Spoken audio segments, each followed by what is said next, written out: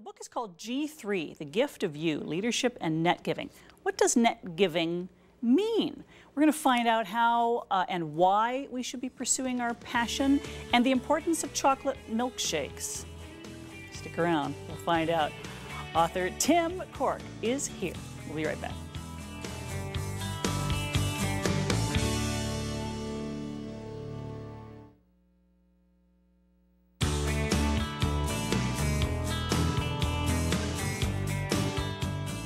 I love this. He uses his name as an acronym. So TIM stands for Touch, Inspire, and Move People. I love that. It's Tim Cork. He's the author of G3, The Gift of You, Leadership, and Net Giving. Not all of us can do that with our names. That's great. Right. And look, I love that. You've scratched out networking and written in net giving. So that gives us a clue as to what you mean, but maybe you could explain that.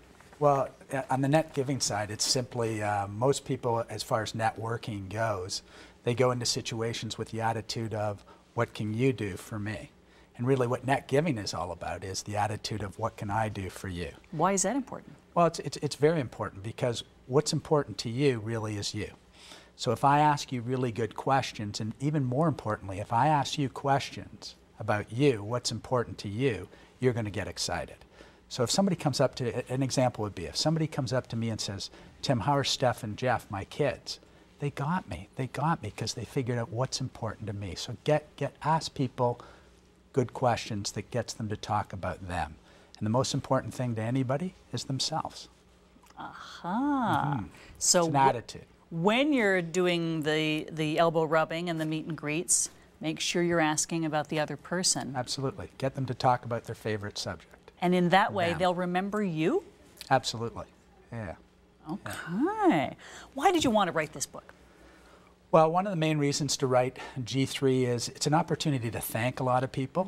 I mean, first of all, there's a lot of people who've made a huge impact on my life and lots of life lessons. So working in large corporations, working as an entrepreneur throughout life, all these different things, it's an opportunity to put it out there. It's also an opportunity, as I would say, give. So my thoughts, my ideas, put them out there, and hopefully it can help people, you know, solve some of the things that some of their challenges and opportunities. You are your own brand, right? You are your brand. What does that mean? Absolutely. I always think of yourself as your own brand, and it's verbal and virtual. So in today's, when you're doing your brand, you got to have a good elevator speech, meaning you got to know yourself pretty well and be able to articulate it in 15 to 30 seconds. Why 15 to 30 seconds? Because that's the average human attention span. That might be all you get with an important person. Yeah, most of the time. So create a great first impression. So, you know, put yourself out there. So, you know, that's really the opportunity. Well, some of us don't feel like we are a brand. How do we figure that out? Well, you are. I mean, think about it today. Google, LinkedIn, Facebook, everything else, you are your brand. So the one thing that you have control over is you. The one thing that you always should think about is keep building your brand. And the one thing that always travels with you is you. So always be thinking about your brand, as I said before, both verbally and virtually, because we're in a virtual world. Pursuing your passion is one of the key messages. Right. You got to love what you're doing. So, for instance, I can tell you love what you're doing. You're passionate about it. And if you love what you're doing and you're passionate, it's genuine. And the power of genuine is it's contagious. So people want it. They go, I want that. I want that. Look at that person. They're pumped. They're passionate. They love what they're doing. Therefore, it's contagious. That's the power. And when you're doing what you love, it somehow gives permission to other people too, right? Absolutely. And you know, I think that's a really good point, because show some vulnerability, show some human traits. People, and a lot of the time males think vulnerability is a weakness. And it's not. It's not. People want to see vulnerability. People want to see that you're human. And then when you show vulnerability, and in my book I talk about it quite a bit, if you're showing that vulnerability, it does give people permission. And I put a lot of real stories into my book too. So some people would say, you really put yourself out there. And I said, yeah, because if I put myself out there, it gives other people permission, and they usually do. I'm amazed how quickly, if somebody's read my book, that they'll come up and talk to me and say, wow, you know, was a pretty cool story, and boom, they open up, and that gives them permission. It's a great concept. That's right. What's the deal with chocolate milkshakes? Why are they so important to you? Well, first of all, I love health. Now, chocolate milkshakes aren't the greatest health food around, but here's what I do. For me, chocolate milkshakes are when I spend a lot of time in hotels. So I like to test out customer service in hotels. So when I'm ordering room service, I will usually call up and I'll say, could I have a chocolate milkshake?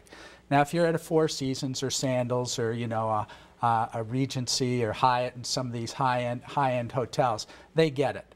You're going to get your chocolate milkshake. But a lot of other hotels will say, well, we don't serve chocolate milkshakes. So I always like to do this.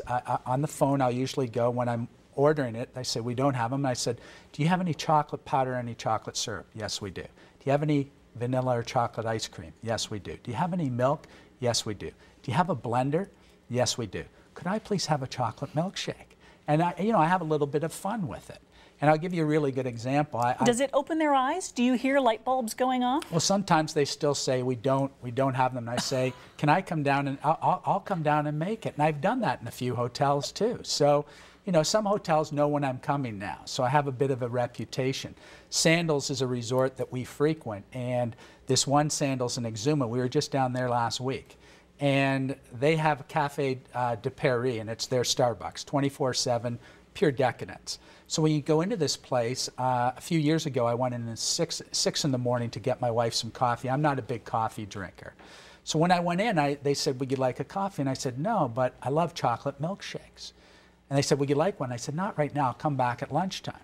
I came back at lunchtime. As soon as I walked in, the 3 girls there, the story's in my book too, just said, oh, it's the milkshake man, it's the milkshake man. So I have all of a sudden the milkshake man, they said, would you like your chocolate milkshake? And I said, sure. Would you like a banana in it? Aww. Yeah, then I can pretend it's somewhat healthy. And then here's what was really amazing is she comes back with a great milkshake. And here's what she did that was just so powerful, and this is the power of anticipation and great customer service. She looked at me and big smile, her name's Christiane, and she just said, would you like a milkshake every day? See? She gets it, anticipate, right? Yeah. We're about 30 seconds to the end of our segment. One last key bit of information you want to give real quick. Yeah, I mean, you know, the power of the book is the attitude of giving. And if you always have the attitude of putting yourself out there, and I love the saying like this, it says, you know, life is an echo.